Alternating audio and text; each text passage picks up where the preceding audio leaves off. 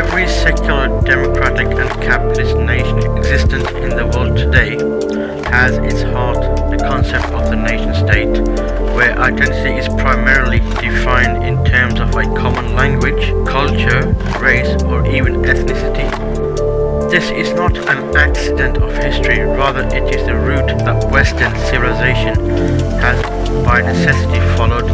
Secularism with its moral nihilism, pluralistic democracy with its tendency to fracture society according to its constituent parts, and capitalism with its competition for resources and markets to exploit for the interests of the privileged few, by their very nature fails to provide the ideological glue that can bind diverse people into functioning societies. Without the explicit recourse to the basis of human instincts, the collective consciousness of race, democratic and capitalist nations simply fall apart quicker than they can form. The question of race permeates through the consciousness of society and into the ruling structures and institutions of Western nations, because the concept of nationalism, the near identical twin of racism, is also central to the interests of the elites that govern these nations. It is the concept of nationalism and race superiority that provided the moral justification for the genocides and mass exploitation that occurred during the period of direct colonization that humanity had witnessed during the 19th and the 20th centuries, and it is the same, albeit slightly modified, understanding that forms the basis of Western intervention in the developing and specifically Islamic world. Robert Cooper, foreign policy advisor to Tony Blair, explained in 2002, in dealing with the old-fashioned kind of states outside the post-modern continent of Europe and North America, we need to revert to the rougher methods of an earlier era: force, preemptive attack, deception, whatever is required to deal with those that still live in the 19th century world of every state for itself.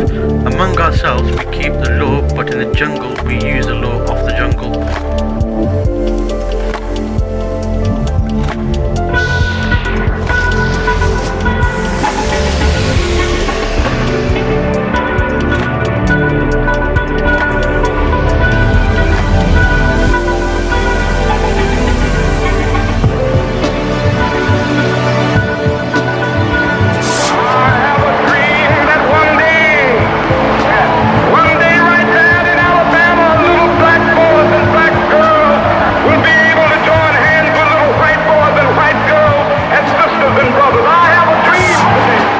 The Assembly is aware, in Resolution 1906, to give absolute priority to the preparation of a draft international convention on the elimination of all forms of racial discrimination.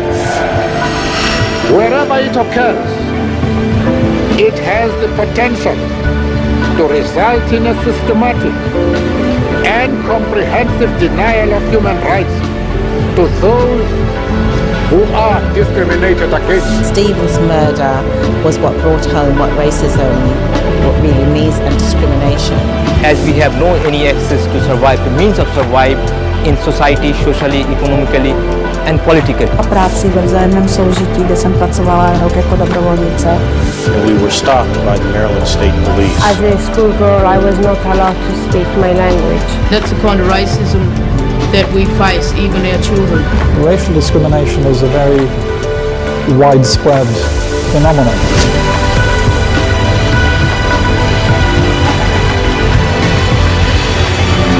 The US is no stranger to this understanding. The ideas of racialism formed the foundations of the genocide of Native Americans and also formed the justification for the worst form of industrialized slavery that humanity has witnessed.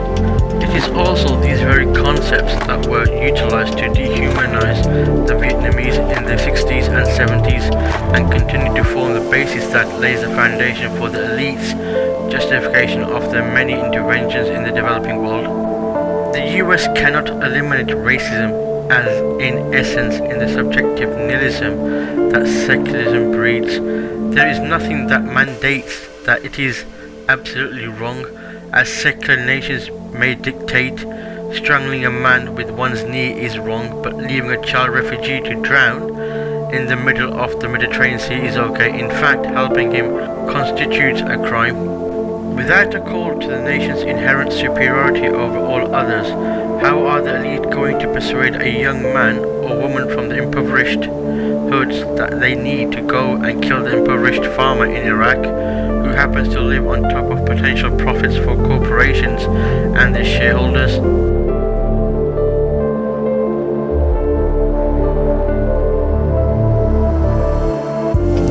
I think that is an answer to that myth. And it is that time is neutral. It can be used either constructively or destructively. I'm absolutely convinced that the forces of ill will in our nation, the extreme righteous in our nation, have often used time much more effectively than the forces of goodwill. It may well be that we will have to repent in this generation, not merely for the vitriolic words of the bad people and the violent actions of the bad people, but for the appalling silence and indifference of the good people who sit around and say, wait on time. Somewhere we must come to see that social progress never rolls in on the wheels of inevitability. Comes through the tireless efforts and the persistent work of dedicated individuals, and without this hard work, time itself becomes an ally of the primitive forces of social stagnation. And so we must help time, and we must realize that the time is always right to do right.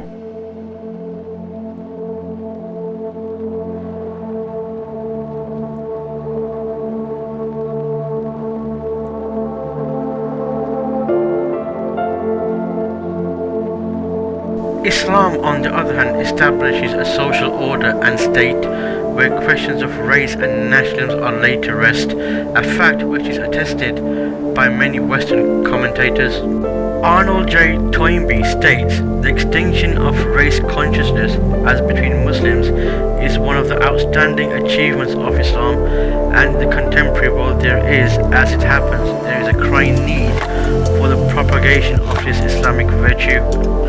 With the Khilafah or the Caliphate, humanity witnessed an era of unprecedented harmony between a plethora of different races and religions, as race does not constitute the basis for relationship among Muslims, nor between Muslims and non-Muslims, and neither did it form the basis for a perceived superiority over others that is used to justify the appropriation of their wealth.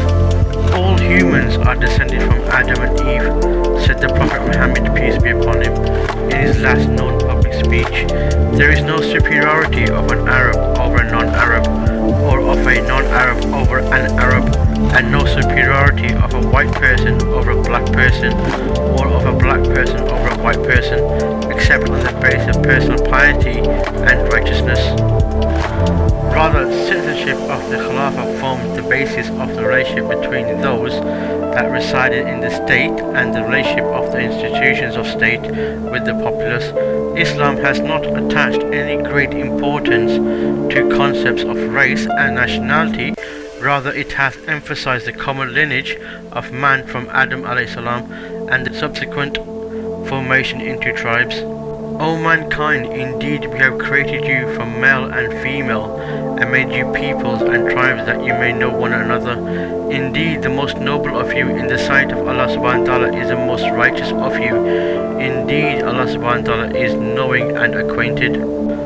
Superiority is a matter of one's adherence to the commands and prohibitions of Allah subhanahu wa ta'ala only.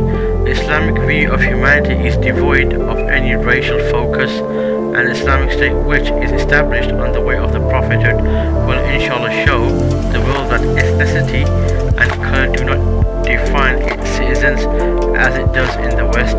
In the Khilafah, the door for ethnic and racial division is firmly shut, leaving people to focus on what brings them together rather what divides them.